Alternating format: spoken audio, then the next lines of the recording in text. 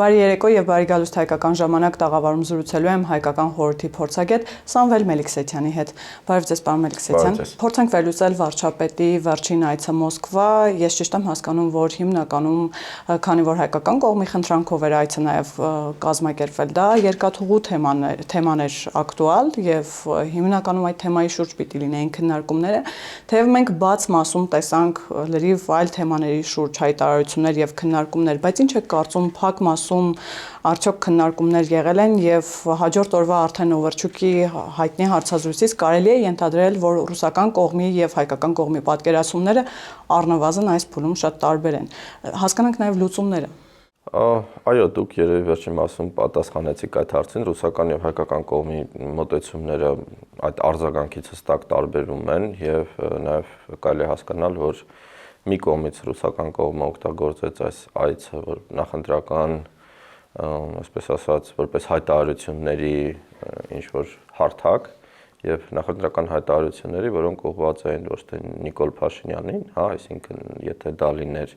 Նիկոլ Փաշինյանին ուղղված ինչ-որ մեսիջներ, դա կլիներ փակ դռների հետևին, բայց մենք տեսանք շատ հրապարակային, ինչ նաեւ բնորոշ չէ, օրինակ ռուսական քաղաքական մշակույթին։ Սա իհարկե դեմոնստրատիվ քայլ էր, այս քայլը եւ այս հայտարարությունները միտված են հայաստանյան հասարակությանը։ Պարոն Մելիքսեթյան, ճիշտ եմ հասկանում, որ հայկական կողմի համար ինչ որ իմաստով անակնկալ էր նաեւ բովանդակությունը, խոսակցության։ Այո, ինքը անսովոր էր եւ նմանատիպ, ասենք, հանդիպումների եւ պրոտոկոլի մեջ չի մտնում, այս ոճի եւ այսպես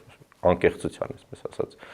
հայտարարություններ եւ նաեւ շանտաժ էր գրեթե, այսինքն բաց տեքստով եւ դրա համար իհարկե ես կարծում եմ, որ այն միտված էր հենց Հայաստանի հասարակությանը, որպեսզի, այսպես ասած, մարդիկ հասկանան ըստ ռուսական կողմի, որ իրենց ընտրությունը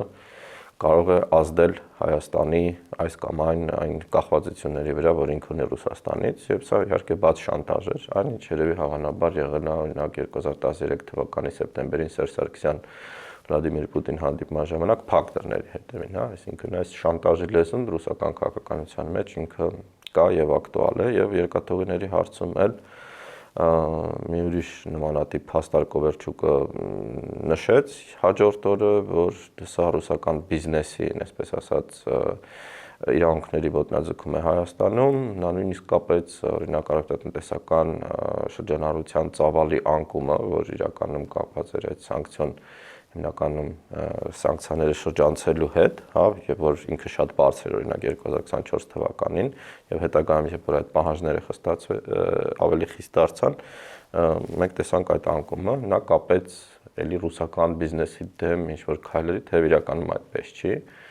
Ու իհարկե նաեւ շանտաժ կար, որ հայաստանյան բիզնեսը, ընդ որում մենք նաեւ չգիտենք հայաստանյան ինչ են հասկանում Ռուսաստանում, դրանք էթնիկ հայերն են, օրինակ նույն Սամվել Կարապետյանը, որ ինքը հայաստանյան հայ բիզնես է, թե ռուս բիզնեսմեն է, ու որ իրենց իրավունքները եւ իրենց, այսպես ասած, գործունեությունը Ռուսաստանում կարող է հարցի տակ դրվել։ Մի խոսքով դա հստակ շանտաժ էր եւ ինչպես դուք նշեցիք, իհարկե հիմնական թեմաներից մեկը գործնական երկաթուղիներն է, որտեղ ռուսական կողմը պատրաստ չէ գնալ որևէ ինչ-որ կոմպրոմիսի եւ փաստորեն մենք հասել ենք ինչ-որ փակ ուղու այս հարցում, որովհետեւ հայկական կողմի առաջարկները, որոնք եղել են նաեւ հրապարակային, նաեւ մերժվել են հրապարակային։ Պարոն Մելիքսեթյան, մենք գիտենք, որ մինչ այդ նաեւ վարչապետն է խոսել այդ մասին եւ ասել է, որ հայկական կողմը ունի նաեւ լծակներ միակողմանի չեղարկել պայմանագիրը, բայց չի ուզում գնալ այդ ճանապարհով։ Հիմա լուծումը ո՞րն է լինելու, որովհետեւ տեսնում ենք, որ ռուսական կողմը այնուամենայնիվ չի ընդունում Հայաստանի առաջարկները կամ հայկական կողմի պատկերացումները չի կիսում։ Ինչ է կարծում, հարցը մինչեւ ընտրությունները ակտուալ կլինի, թե հարցը միայն ընտրություններից հետո, այսպես ասած, կդառնա կրկին ակտուալ եւ ինչպիսի լուծումներ են հնարավոր այս դեպքում, երբ կողմերը, այսպես ասած, իրարամերժ պատկերացումներ ունեն։ Կարծում եմ ռուսական կողմը ինչ-որ կոմպրոմիսային ճանապարհով այս հարցը չի լուծելու ոչ ընտրություններից առաջ, ոչ ընտրություններից հետո, հետեւաբար մնում են այն մեխանիզմները, որոնք ամրագրված են կոնցեսիոն պայմանագրում, դրանք իրավունք են տալիս Հայաստանին, Հայաստանի կառավարությանը չեղարկել այդ պայմանագիրը որոշակի կոմպենսացիայով, իմ հիշելով 2024 թվականին առավելագույն գումարը, որ կարող էր լինել այդ դեպքում $273 միլիոն էր, Դա այն դեպքում, եթե օրինակ կոնցեսիոները չունի որևէ խախտումներ, կոնցեսիոները շատ պարտաճանաչ կատարել է իր պարտականությունները եւ ուղղակի ինչ-ինչ պատճառներով մյուս կողմը, այսինքն Հայաստանի Հանրապետության կառավարությունը չհարկում է այդ պայմանագիրը, բայց քանի որ կոնցեսիոները տարիների ընթացքում նաև կուտակել է բազմաթիվ խնդիրներ չլուծված, տարբեր այնտեղ կան խնդրահարույց թեմաներ, իհարկե այդ դեպքում իրականում կան արբիտրաժային մեխանիզմներ, այդ թվում Փարիզի առևտրական պալատի միջոցով այդ հարցը կարող է լուծվել, ու եթե ավարտվի եւ այդ խախտումները հաստատվեն, այնտեղ արդեն կոմպենսացիաների գումարը կամ շատ ավելի չնչին լինելու կամ նույնիսկ հակառակ ուղղությամբ լինելու, այսինքն այդ մեխանիզմները կան, այդ մեխանիզմները իրավական են եւ Հայաստանի Հանրապետությունը լրիվ շատ հիմնավորված, այսպես ասած, հիմքեր ունի որոշ հարցեր դնել, այդ կոնցեսիոն պայմանագրի հետ կապված, բայց մենք տեսնում ենք, որ ռուսական կողմը սա տանում է քաղաքական դաշտ, ռուսական կողմը սա կապում է այլ հարցերի հետ, ընդ որում էլի բիզնեսի հետ, Հայաստան-Ռուսաստան տնտեսական կապերի հետ, գազային շանտաժի հետ, այսինքն բոլոր այն լծակների, որ ինքը օգտագործել է այլ հետխորհրդային պետությունների նկատմամբ ինչ-որ կոնֆլիկտային իրավիճակներում, եւ ես կարծում եմ, իհարկե որոշակի առճակատում անխուսափելի է այս հարցում։ Իսկ իրավական ճանապարհով գնալը, պարոն Մելիքսեթյան, դա ինչ ժամկետների մասին է խոսքը, այսինքն պարզ է, որ հայկական կողմը երկար չի կարող սպասել, բայց նաև ինչքան կարող են տևել այդ process-ները։ Օրինակ կոնցեսիոն պայմանագրում կա վեճի, այսպես ասած, ինստիտուտ, եւ որ կողմերից մեկը հարուցում է այդ վեճը, մոտ 30 օրվա ընթացքում հակառակ կողմը պետք է պատասխանի, եթե այդ 30 օրվա ընթացքում հարցը հանգուցալուծում չի գտնում, եւս 30 օր քննարկումներ են գնում, դրանից հետո, ասենք, այդ կողմերից մեկը կարող է փոխանցել գործը իմ նշված Փարիզի միջազգային արբիտրաժին, եւ արդեն արբիտրաժը ինչքան ժամանակ կտևի եւ ինչ տևողություն կունենա, դա արդեն այդ իրավական գործընթացից է կախված։ Կարծում եմ այստեղ շատ կարեւոր է նաեւ հայկական կողմի համար պրակտիկ առումով թրիպի հետ կապված լուծումները, եւ երբ որ մենք ունենանք արդեն այդ փաստաթուղթը պատրաստ եւ նաեւ սկսենք մոտիկ լինենք գործնական աշխատանքներին, անխուսափելի պետք է մտածենք Երազղ-Գյումրի հատվածի այսպես ասած մոդեռնիզացիայի եւ գործարկման հետ։ Դուք գիտեք նաեւ, որ առաջարկ կա նույն հայկական խորհրդից, այդ ընդ որում նաեւ ադրբեջանցի գոլեգաների հետ հանդիպման ժամանակ, որ կարելի է բացել արդեն իսկ Բաքու, Թբիլիսի, Գյումրի, Նախիջևան երկաթուղին, այսինքն Հայաստանի տարածքով Սադարակ երասհատվածով բացել, որ ինքը սկսի աշխատել,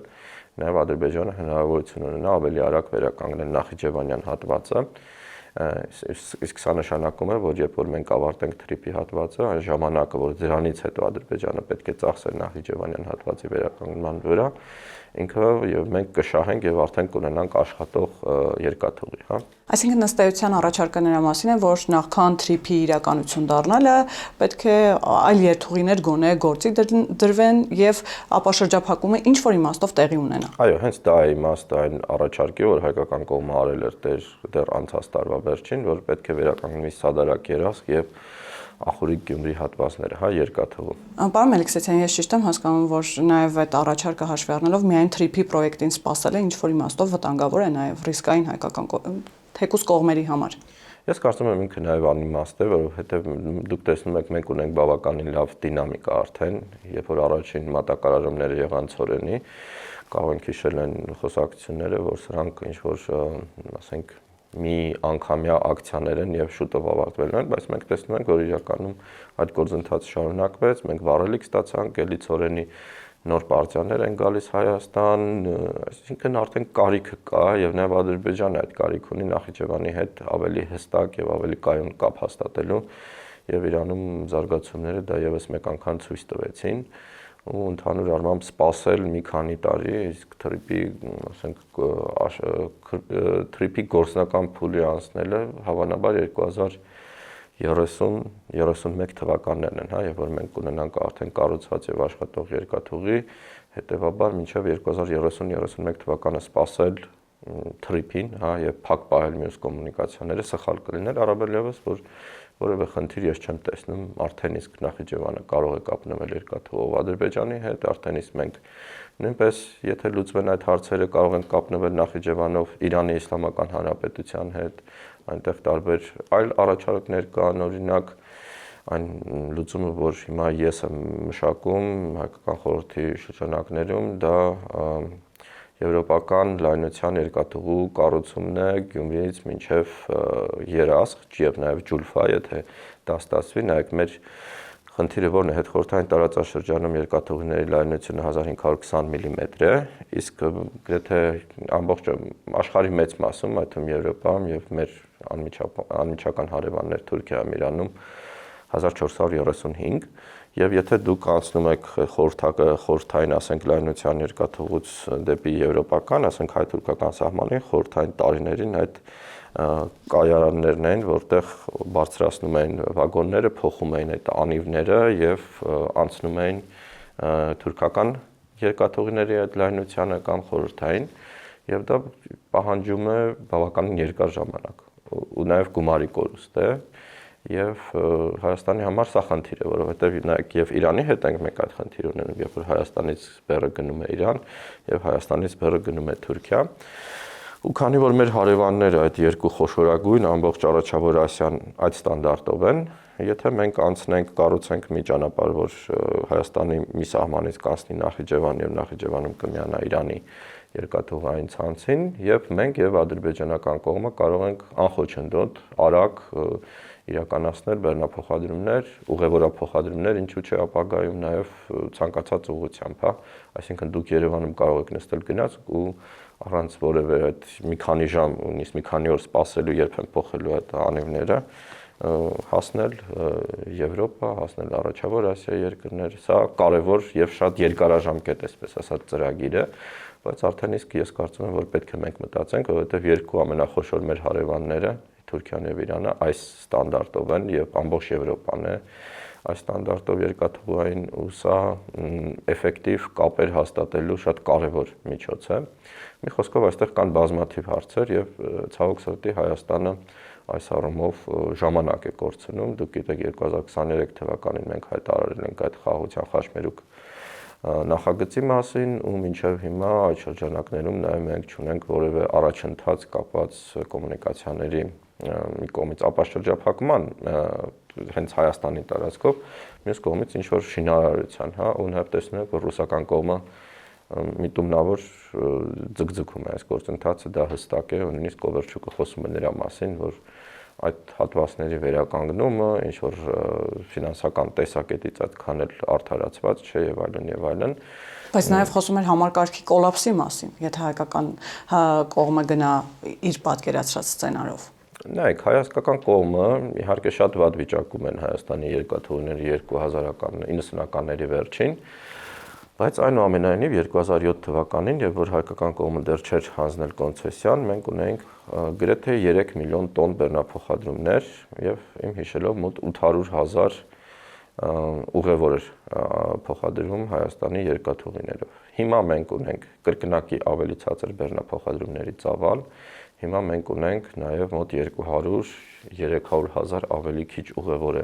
Հայաստանի երկաթուղիները փոխադրում, քան 2007 թվականին։ Հայաստանի համար ոչ ամենալավ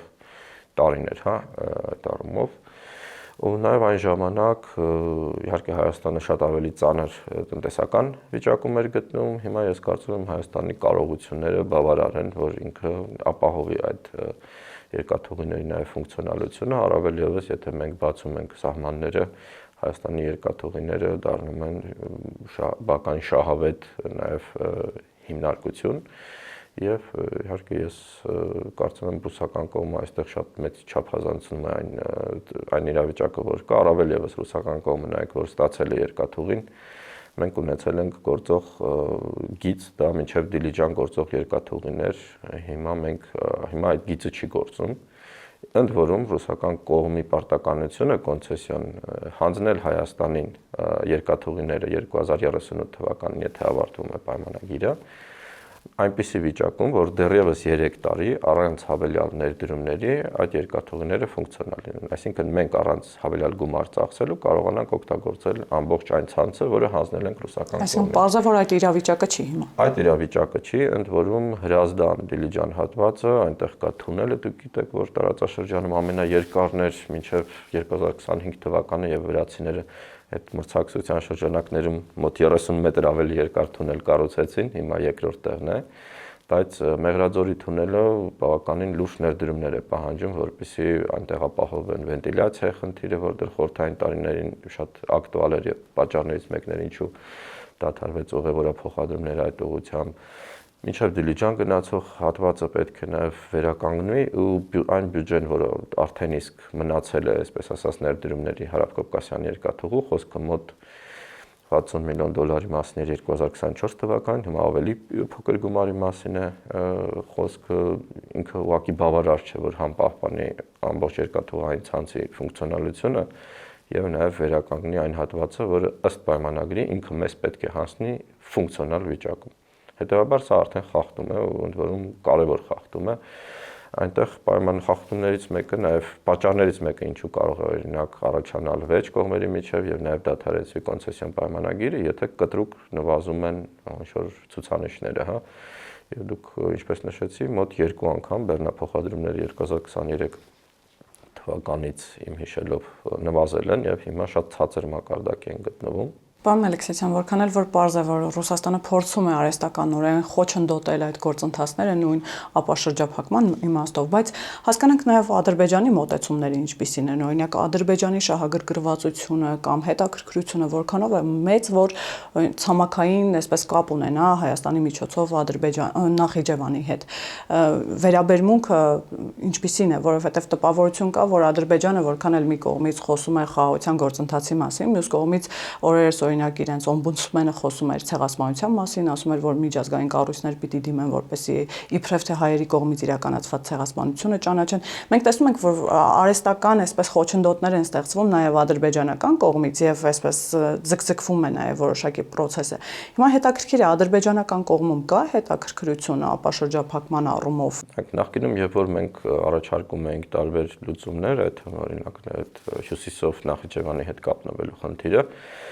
ադրբեջանական կողմը շատ սկեպտիկ էր, շատ այսպես ասած մի քիչ հեգնանքով էին նաև մոտենում այս առաջարկներին, իրենք նշում են, որ թրիփը այլընտրանք չունի եւ թրիփից է իրականում կախված բոլոր այլ կոմունիկացիաների աշխատանքը։ Ընդ որում ժամանակի ընթացքում այս թեզն էլ սկսեց փոխվել, սկզբից դա թրիփի շինարարությունն էր, հետագայում նաև շոշափելի մի փաստաթուղթ, որտեղ արդեն հասկանալի է ինչի հետ մենք գործ ունենք եւ երբ է սկսելու այսպես ասած աշխատանքները, ինչ ժամկետում են ավարտվելու եւ այլն եւ այլն։ Այսինքն գնալով Ադրբեջանի դիրքորոշումը փոխվում էր։ Երկրորդը Իրանի պատերազմն էր, որը առաջացրեց ճգնաժամ, դուք գիտեք առաջի մի քանի օրերում փակվեց Ադրբեջան-Նախիջևան կապը Բիլյասովար Ջուլֆայով եւ ադրբեջանցիները այդ ժամանակ նաեւ այն փորձագիտական շփումները որ կար, շատ ավելի պատրաստական էին քննարկել այլ տարբերակներ եւ նշում էին նույնիսկ, որ եթե շարունակվի այս կոնֆլիկտը երկարի անխուսափելի պետք է նաեւ դիմեն այդ լուծումներին, հա, Հայաստանի տարածքով Նախիջևանի հետ կապնվելու ավտոմոբիլային, իհարկե ու նաեւ երկաթուղային, եթե խոսքը հյուսիսով Վրաստանով կապի մասին է։ Եվ ես կարծում եմ, որ հիմա հիմնական խոչընդոտը դա այսպես ասած, քանի որ Ադրբեջանը արդեն ընտրել է փաստարկների ինչ-որ մի փաթեթ, որտեղ ամենակարևոր գործոններից մեկը Հայաստանում ընտրություններն են, ինքը մինչև ընտրությունները այս հարցերում իմ պատկերացմամբ որոշում չի կայացնելու, բայց ընտրություններից հետո ես ենթադրում եմ, որ այս գործընթացը կարող է շատ ավելի արագ զարգանալ, Իսկ ինչու ընտրություններից հետո որոշակիորեն կարևոր է նաև ընտրությունների արդյունքը, ես ճիշտ եմ հասկանում։ Այո, դե իրենց մոտեցումը այն է, որ եթե ընտրությունների արդյունքը լինի այնպեսին, որ իշխանության գան, ինչպես իրենք են ասում, ռևանշիտ ուժեր կամ այն ուժեր, որ չեն կիսում հայ-ադրբեջանական կարգավորման այս տրամաբանությունը, այն լուծումները, որ մենք սկսել ենք կիրառել, իրենք պետք է չեղարկվեն, հա, եւ էլի փակվելու այս հարցը, իրենք ուզում են ավելի կայուն եւ ավելի կանխատեսելի լուծումներ Եվ եթե դուք նայեք նաև Նախիջևանի Ադրբեջան կապի տեսակետից, նայեք ինչ որ գիծ աշխատում է, սկսում է աշխատել, մարդիկ սկսում են գնալ գալ, կամբերները փոխադրվել, հետո մի 2 ամիս հետո փակվում է ամեն ինչ ու էլի սա ստեղծում է բավականին անկայուն իրավիճակ, հա, այսինքն իրենք ուզում են, որ մի այնպիսի իրավիճակ լինի, որ մոտ ապագայում կանխատեսելի լինի հաջորդ քայլերը որն են լինելու։ Ու նաև իհարկե այս քայլերը, եթե մենք բացենք Նախիջևանի տրանզիտը, ենթադրում է, որ իրենց կողմից էլ պետք է ինչ-որ լուծումներ լինեն հայկական կողմի համար։ Առաջին հերթին դուք հիմա գիտեք, որ Ադրբեջանը հիմնական գործոնն է, որի պատճառով փակ է հայ-թուրքական սահմանը եւ այդ լծակը մինչեւ ընտրությունները առնվազն Ադրբեջանը նույնպես չեն ուզում կորցնել, չեն ուզում Այսինքն ակնկալել, որ հայ-թուրքական սահմանները միջև ընտրություններ կբացվեն, էլի անիմաստ է։ Ես կարծում եմ, այո, մենք պետքա թերահավատ լինենք, դուք կարող եք հիշել ինչպիսի ակնկալիքներ կային մինչև հունվարը 2026 թվականի, հետո հետաձգվեցին մինչև փետրվարը, հետո մինչև մարտի կեսերն էր Գարո Փայլյանը նշում, իսկ հիմա արդեն անցել ենք, հա, այդ ժամկետն էլ անցել ու մենք ոչինչ չենք տեսնում։ Կարծում եմ, սա արդեն հստակ պայմանավորվածություն է երկու կողմերի մեջ, մինչև ընտրությունները որևէ քայլ չանել այս ուղղությամբ, եւ սա պատճառներից մեկն է նաեւ ինչու մեր այս առաջարկները Հայաստանի տարածքով բացել տրանզիտ դեպի Նախիջևան դեռևս չեն աշխատում, թեև իհարկե ընտրություններից հետո շատ կարեւոր է իմ կարծիքով, որ սկսեն աշխատել ու նաեւ մենք աշխատանք տանենք, որովհետեւ ամենահարմար ճանապարհ օրինակ Կորնիձոր Անգեղակոտ սահման, այնտեղ մոտ 13 կիլոմետր ուղղակի հիմա ճանապարհ չկա, գրունտային ճանապարհ է, որը պետք է ասֆալտապատվի, ու մենք ժամանակ ունենք իմ կարծիքով պատրաստել այդ ենթակառուցվածքը, ինքը ամենակարճ հնարավոր տարբերակն է Հայաստանի տարածքով, երկրորդը դա արդեն Ղազախ տարօրինակ է, բայց Հայաստանի հյուսիսից դեպի Սադարակ Երևան հատվածը ավելի արագ է, եթե հաշվում ենք Բաքվից, քան այն տարբերակը, որ առաջարկել ենք Կորնիձոր Երասխով, հա, այսինքն քանի որ ավելի լեռնային հատվածով է անցում եւ Ադրբեջանի տարածքում եւ Հայաստանի, ինքը աշխարհագրորեն ավելի կարճ է, բայց ժամանակի առումով ավելի երկար ու նաեւ ծախսի առումով, հա, վարելիքի ծախսի առումով ավելի անհարմար տարբերակ է։ Այդ առումով իհարկե այս երկու ուղղությունները շատ կարևոր են, մեկը Նախիջևանը, մեկը Ղազախիջևանը։ Պարոն Մելիքսեթյան, ուժերը, որոնք հայտարարում են, որ եթե իրենք կան իշխանության, չեն չեղարկելու թրիփը, չեն չեղարկելու խաղաղության գործընթացը, բայց դրանում ներառելու են հավելյալ իրենց բառերով ասած երաշխավորներ, օրինակ Չինաստան, օրինակ Ռուսաստան։ Սա չի նշանակում, որ անուղղակի կերպով հայտարարել, որ այնուամենայնիվ չեղարկելու են այդ համաձայնությունները եւ այստեղ կրկին Ադրբեջանի վերաբերմունքն ինչպիսին է, օրինակ Ադրբեջանը կուզենա մի կողմ թողնենք Ամերիկայի Միացյալ Նահանգներին, որը այսպես ընկալելի չէ, որ լինի պրոյեկտ Ամերիկայի Միացյալ Նահանգների հետ, որտեղ ներգրաված է օրինակ Չինաստանը կամ Ռուսաստանը, բայց Ադրբեջանի տեսակետը նաև հասկանանք ինչպիսին է։ Ադրբեջանի համար ընկալելի է եւ ցանկալի այդ երաշխավորի ինստիտուտը եւ հատկապես եթե այդ երաշխավորը Ռուսաստանն է։ Ես կարծում եմ, քանի որ մենք այս փուլը մի քանի անգամ անցել ենք ու մենք ունեցել ենք այդ երաշխավորի ինստիտուտը 2020 թվականին փաստացի 2023 մինչև թվականը Լեռնային Ղարաբաղում իհարկե մենք կարող ենք ասել, որ այնտեղ մանդատ չկար հստակ ինչ որ այդպես սահմանափակումներ կային եւ այլն, բայց սա իհարկե ոչ մի մանդատ հստակ չկար նաեւ Հարավային Օսեթիայի պարագայում կամ Աբխազիայի, գիտեք, սա դատարկ խոսակցություններ են, նաեւ ինչպես դուք նշեցիք, Ադրբեջանը հստակ դեմ է լինելու եւ հետեւաբար եթե դու գնում ես քո հարաբերությունները կարգավորելու մի երկրի հետ, որը դեմ է այդ մոդելով հարաբերությունների կարգավորմանը, դա ճնշման մեխանիզմ է այդ երկրի վրա ու ես կարծում եմ ու կոնֆլիկտ է, իրական կոնֆլիկտային վիճակ է, որովհետեւ Ադրբեջանը իր կամքով այդ ինստիտուտը չի ընդունել։ Սա նշանակում է, որ դու մտնում ես այդ կոնֆլիկտի մեջ ու ինչով է ավարտում կոնֆլիկտը Ադրբեջանի հետ, երբ որ քո երաշխավորը բավականին, այսպես ասած, ռուսերեն բառն եմ ես հիշում, շատ ժելեобразный, հա, այսինքն շատ անկայուն դիրքորոշում ունի քո նկատմամբ եւ շատ ճկուն է նաեւ իր հարաբերությունները հակառակ կողմի հետ, Ադրբեջանի հետ։ Ես կարծում եմ այս մոդելը շատ կանխատեսելի է եւ մենք ունենալու ենք 2020, 2021, 22, 23 թվականների կրկնությունը արդեն թրիփի մոդելում, Այստեղ կա Ռուսաստանի հստակ շահը, նաև դուք պետք է հասկանաք, մասնակցել թրիփին, դրա մասին խոսում է Ավերչուկը արդեն քանի ամիս, դրա մասին խոսում են այլ ռուս պաշտոնյաները, իրենք հասկանում են, որ այս կոմունիկացիան կարող է կարևոր դառնալ, նույն Ավերչուկը նշում է, որ սա Կենտրոնական Ասիայից, Հարավային Կովկասով դեպի արևմուտք կարևոր այդ միներալների, մետաղների տեղափոխման, փոխադրման ուղի է դառնալու, եւ Ռուսաստանը ուզում է ինչ-որ լծակ ունենալ այս ճանապարհի վրա։ Եվ հետեւաբար հենց սա է պատճառը, որ Ռուսաստանի ներգրավվածությունը մենք կարող ենք կասկած ունենալ առնվազն, որ այն քաղաքական ուժերը, որ փորձում են Ռուսաստանին բերել թրիփ այս համաձայնագրերը,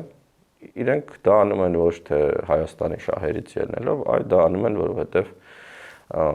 բավականին սերտ կապեր ունեն ռուսական կողմի հետ եւ ես կարծում եմ Ինչի մասին ասաց նաեւ Վլադիմիր Պուտինը։ Այո, ինքը իհարկե չնշեց, բայց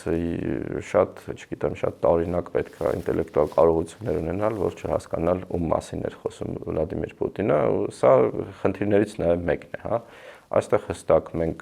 կարող ենք գուշակել Ադրբեջանի դիրքորոշումը բացասական է, կարող ենք գուշակել ԱՄՆ-ի դիրքորոշումը հավանաբար էլի բացասական է լինելու, առավել ևս Չինաստանի կամ տարօրինակ երկրներ բերելը, որոնք տարածաշրջանում ոչ մի լծակներ նաև բացի տնտեսական չունեն, հա, եւ ինչ տեսք ունենալու այդ երաշխիքը նաև շատ տարօրինակ է։ Ու շատ ավելի sense ընդհանուր տեսական մոդել կա, ու մոտեցումն է, որ մենք Ադրբեջանի հետ պետք է առաջնորդվենք ոչ թե ինչ որ երկրների միջոցով երաշխիքներ ստանալու, սա չի աշխատել եւ չի աշխատելու եւ բերելու հակառակ արդյունքներին։ Այս տրամաբանությունը աշխատել է նաև հայկական հարցի պարագայում, 19-րդ դարի վերջից եւ միշտ բերել է շատ ավելի բացասական, շատ ավելի կոնֆլիկտային իրավիճակի հայկական բնակչության համար եւ ավարտվել է շատ ողբերգական նաև հայերի համար, հա, որ ապրել են Օսմանյան կայսրությունում։ Ես կարծում եմ այսքան փուլերից հետո մենք պետք է սա հստակ այս տրամաբանությունը հասկանանք եւ այլ երաշխիք, ես այստեղ ստիպված եմ կրկնելու այն ինչ Ալեն Սիմոնյանն է ասել, որ այո, այս հարցում մենք ունենք միայն մի երաշխիք, դա Ադրբեջանն է եւ մենք Ադրբեջանի երաշխիքն ենք նաև։ Այսինքն ուղիղ երկխոսություն է նաև, ճիշտ եմ հասկանում։ Շատ կարևոր է, որ մեր միջև միջնորդներ չլինեն եւ շատ կարևոր է, որ ստեղծվի փոխվստահության մեխանիզմ, որովհետեւ այդ վստահությունը չկա։ Ադրբեջանը մեզ ընկալում է որպես մի ուժ, որը փորձում է միշտ բերել տարբեր կողմեր իրենց դեմ, հա, դա լինի Ռուսաստանը, նաև Եվրամիությունը,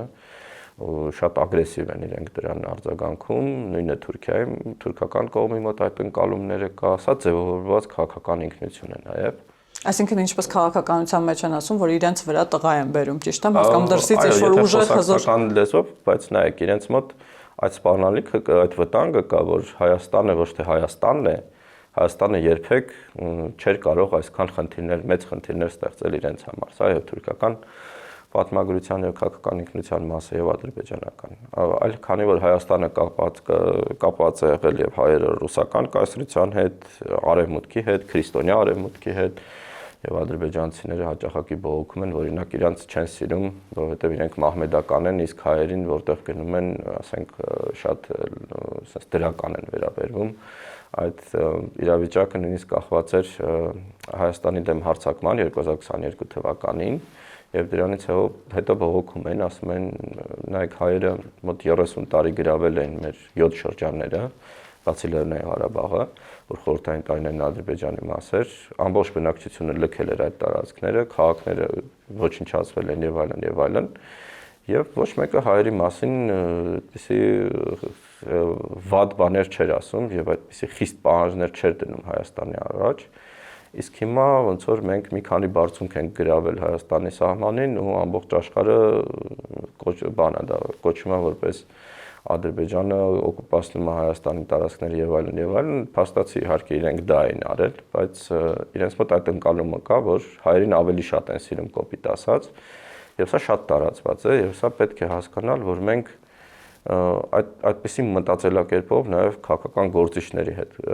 գործ ունենք, որ դա ունի պատմական հիմքեր եւ հիմա շատ sense վտանգ, շատ գիտեք, շատ զգուշավոր աշխատանք է, որ երկու կողմերն էլ մենք իրենց չենք վստահում հստակ եւ իրենք մեզ չեն վստահում, բայց մենք փորձում ենք այդ վստահության մեխանիզմները ստեղծել Եվ ցույց տա նաև, որ անկեղծ ենք այս գործում, այսինքն գնում ենք իսկապես խաղաղության, ոչ թե ժամանակ ենք շահում, որպեսզի էլի ինչ-որ երաշխավոր ստանանք եւ այլ տրամաբանությամբ սկսենք նոր պահանջներ դնել եւ նոր խնդիր ստեղծել։ Իսկ Ադրբեջանը անկեղծ է, պարոն Մելիքսեթյան, թե նույն տրամաբանությամբ փորձում է ժամանակ շահել։ Նայեք, Ադրբեջանը վստահ չէ այս գործընթացի, որ հայկական կողմը միշտ նույն դիրքորոշումն է ունենալու այս գործընթացում եւ նաեւ դա այդ իր երկու տարբեր տակտիկաների օգտագործման պատճառն է, հա, դուք նշում եք այդ ցեղասպանության թեզը, ես իհարկե դա անիմաստ եմ համարում եւ վստահ եմ, որ ոչ մի արդյունք Ադրբեջանին չի տալու։ Մենք հիմա կարող ենք անլուրջ վերաբերվել նույն այդ երաշխիքների ինստիտուտին կամ այն քաղաքական հայտարարություններին, որ անում են Հայաստանում ինչ-որ փոքր քաղաքական ուժեր, որ պետք է վերադարձնենք Նախիջևանը, Ղարաբաղը եւ այլն, բայց Ադրբեջանում քանի որ իրենք նայում են այդ կոնֆլիկտի 30 տարվա պատմության պրիզմայով ու խաղաղված է նաև պատկերը, իրենց համար դա ինչ-որ շատ վտանգավոր հեռանկարային հայտարարություններ են, որի դեմ իրենք փորձում են նաև լուրջ պայքարել, եւ սա է պատճառը, որ ես կարծում եմ մենք գոնե այս տրամաբանությունը հասկանալով պետք է հակառակ տրամաբանությամբ գործենք եւ ցույց տանք, որ իսկապես գնում ենք կարգավորման, փորձում ենք գտնել լուծումներ հարաբերությունների, այլ ոչ թե նույն տրամաբանությանն ենք վերադառնում, որը ստեղծել է այս կոնֆլիկտը եւ որը ուժեղացրել է նաեւ հայերի նկատմամբ թշնամանքը ադրբեջանցիների եւ նաեւ Թուրքիայի կողմից, հա, այսինքն սա շատ հիմնարար տրամաբանություն է, որ ցավոք սրտի մեր քաղաքական ուժերը այդպես էլ չեն հասկանում։ Եվ պարոն Մելիքսեթյան, ամփոփելով նախընտրական տրամաբանության մեջ գիտեք, որ ամենատարբեր հայտարարություններ են հնչում, նախ վարչապետը խոսում էր այն մասին, որ որոշ ուժեր նոր սեպտեմբերյան պատերազմ են պատրաստում, նախ հասկանանք, ընդդիմությունը սա որակեց որպես քաղաքական շանտաժ, ընտրություններից առաջ այսպես դիվիդենտներ եւ ձայներ ստանալու համար, բայց հասկանանք նույն այդ թեզերը, որոնց մասին մենք արդեն քննարկեցինք, դրանք իսկապես այսպես կարող են պատերազմ բերել, կարող են կամ փլուզել այսքան փխրուն խաղաղության գործընթացը, կարող են փլուզել թրիփ նախագիծը եւ նաեւ հասկանանք ինչի մասին էր հակառակ կողմից սպառնալիքը Սամվել Կարապետյանն էր օրերս նաեւ հայտարարություն արել, ասում էր, որ հիշեք Վրաստանի եւ Ուկրաինայի օրինակ այս իշխանությունները տնտեսական պատերազմ են հայտարարել Ռուսաստանին, դուրս են մղում Ռուսաստանի տարածաշրջանից, հիշեք գազերի գնի մասին, առևտրաշրջանառության մասին, ինչի մասին են այս քաղաքական երկխոսությունները, որոնք ավելի շատ քաղաքական բնույթ ունեն ինչ-որ իմաստով, բայց նաեւ այդտեղ ռեալ վտանգ կա, օրինակ երբ որ մեզ Սամվել Կարապետյանը համեմատում է Վրաստանի եւ կամ Ուկրաինայի հետ, տեղին է։ Ես այստեղ երկու տարբեր հայտարարություններին անդրադառնամ, առաջինը վարչապետի հայտարարությունը, ես իհարկե այստեղ հստակ կարող եմ մի բան նշել, որ